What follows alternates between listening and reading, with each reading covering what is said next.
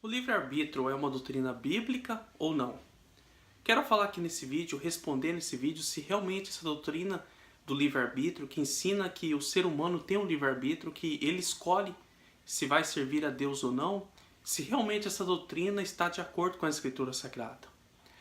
Hoje, no meio cristão, há uma grande divisão entre aqueles que acreditam no livre-arbítrio e aqueles que acreditam que Deus predestinou tais pessoas, umas para a salvação e outras para a condenação eterna. Essa última que eu mencionei se chama predestinação fatalista. Quando Deus escolhe a pessoa mesmo antes dela ter feito alguma obra, mesmo antes dele conhecer, ou melhor, mesmo antes dela ter feito alguma obra, Deus escolhe exclusivamente aquela pessoa para a salvação ou para a condenação. Está lendo uma passagem que se encontra no livro de Deuteronômio, capítulo 30, a partir do versículo de número 19. Deus falando ao povo de Israel. Os céus e a terra tomo hoje por testemunhas contra ti, que te propus a vida e a morte, a bênção e a maldição. Escolhe, pois, a vida, para que vivas, tu e tua descendência, amando o Senhor teu Deus e dando ouvidos à sua voz, e apegando-te a Ele, pois disto depende a tua vida e a tua longevidade, para que habites na terra que o Senhor, sob juramento, prometeu dar aos teus pais, Abraão, Isaque e Jacó.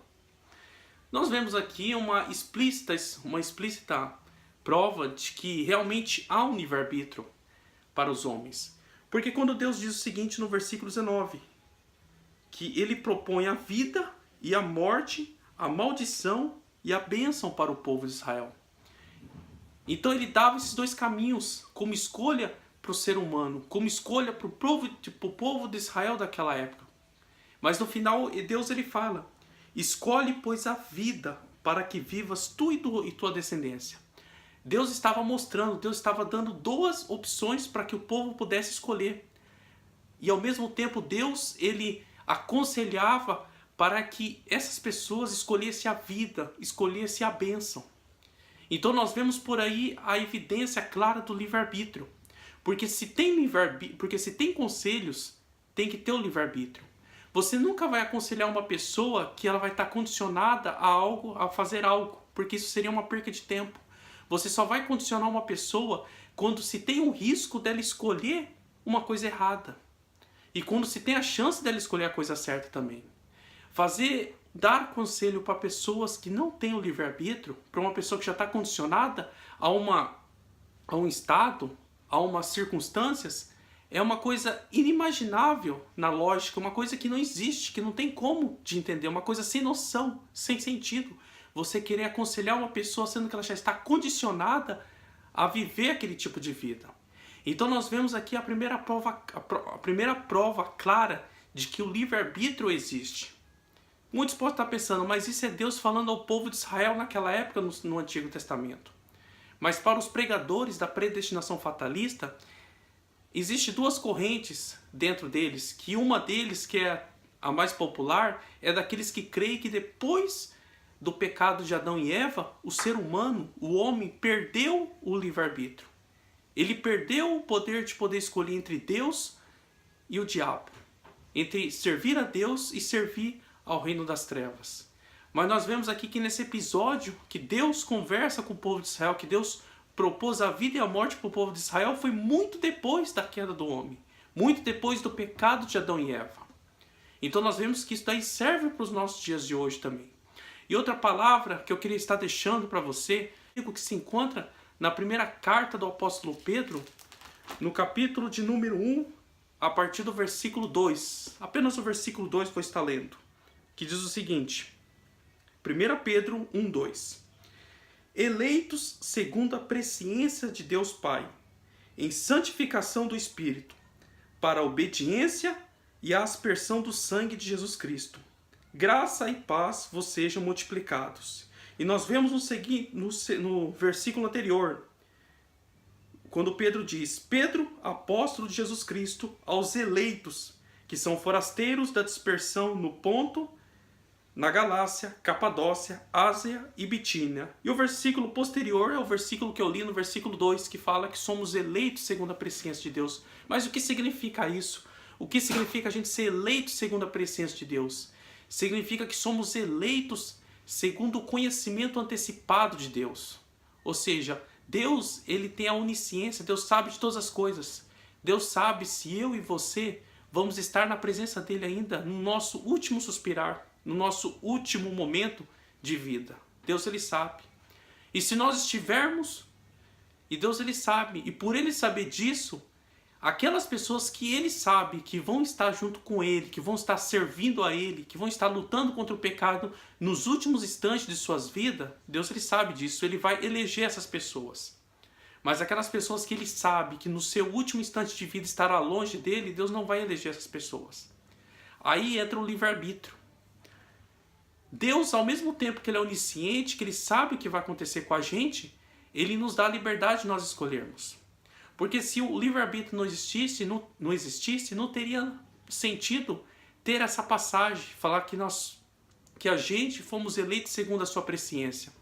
Só teria sentido apenas dizer o seguinte, que a gente foi eleito e ponto final.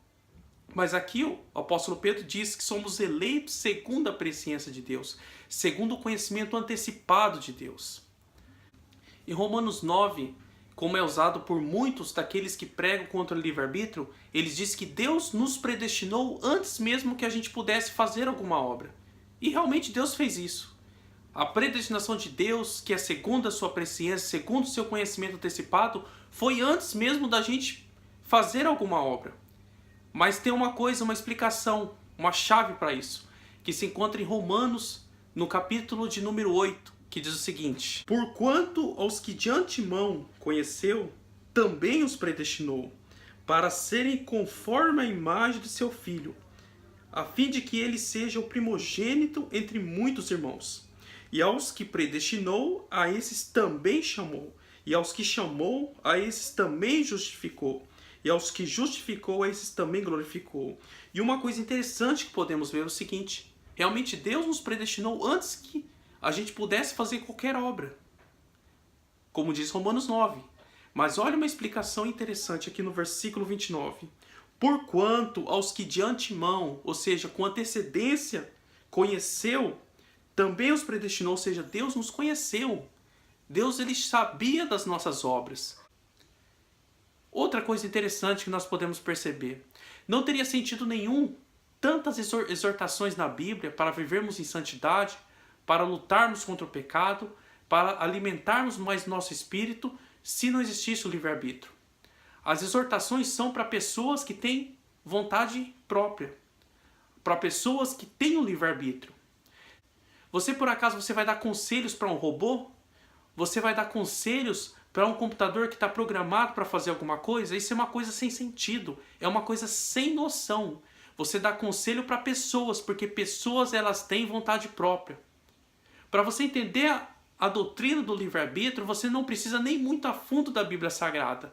Só você colocar na sua mente: se Deus dá exortações, se Deus dá conselhos, é porque você tem o livre-arbítrio, porque você tem a livre escolha. Se uma pessoa está condicionada a fazer apenas uma coisa, não tem necessidade dela receber conselhos.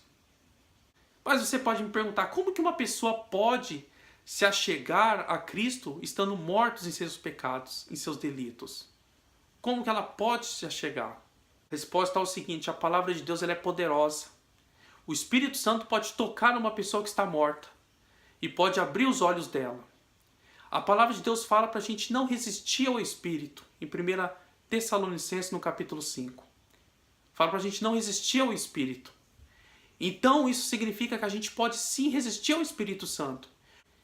Então tem como se uma pessoa morta se achegar a Deus, porque Deus, ele vem com a tua misericórdia. Através do Espírito Santo ele pode tocar no coração de um ímpio, para que ele venha ouvir o Evangelho, para que ele venha aceitar o Evangelho em suas vidas. O Espírito Santo, ele convence o homem do pecado, do juízo e da justiça. O homem que precisa ser convencido do pecado, do juízo e da justiça, são um homem ímpio, um homem que não tem a Deus, um homem que está morto espiritualmente. Porque os cristãos já se convenceram do pecado, do juízo e da justiça. Então uma coisa que eu quero deixar nesse vídeo, para terminar. A doutrina do livre-arbítrio é sim uma doutrina bíblica. É sim uma doutrina coerente com as Escrituras Sagradas. Porque o nosso Deus é um Deus amoroso. O nosso Deus é um Deus justo. O nosso Deus jamais teria a capacidade de ser um Deus arbitrário. Um Deus que faz pessoas, um Deus que cria pessoas exclusivamente para ser condenadas. Quem poderia fazer isso é o diabo, não Deus. Porque Deus é amoroso. Deus é amor. Então nós não devemos crer em um Deus que seja arbitrário. E um Deus que seja injusto. Porque uma doutrina que nega o livre-arbítrio não é apenas uma heresia, mas é uma doutrina que deturpa o caráter de Deus. Então, a única coisa que eu tenho que dizer nesse vídeo, para terminar, e o livre-arbítrio realmente existe. Deus abençoe a todos.